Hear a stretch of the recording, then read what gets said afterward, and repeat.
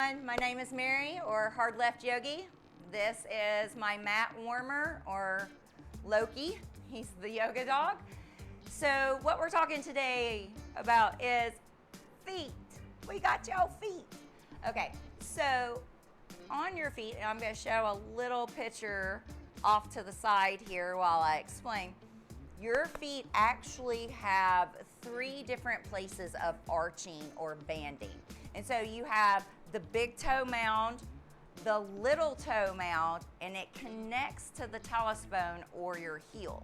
So when you do your feet, it's much like we do our hands.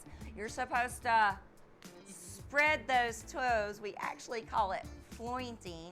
It's like Barbie foot, right? So it's a combination of flexing your foot and pointing your foot with spread toes. So flointing, what this does is this activates all the muscles in your legs, because your legs are really heavy. You hold up like this if you don't have both sides going, right?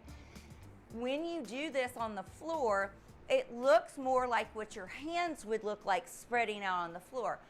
Some of the best instructions I've ever got from a yoga teacher was to spread my toes, right? So your big toes need to activate towards the center.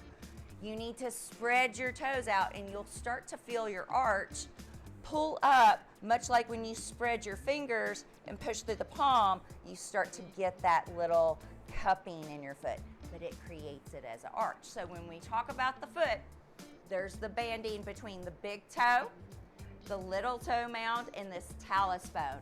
And you can see it right here when I do my foot like that. So what does that mean when I'm on my mat?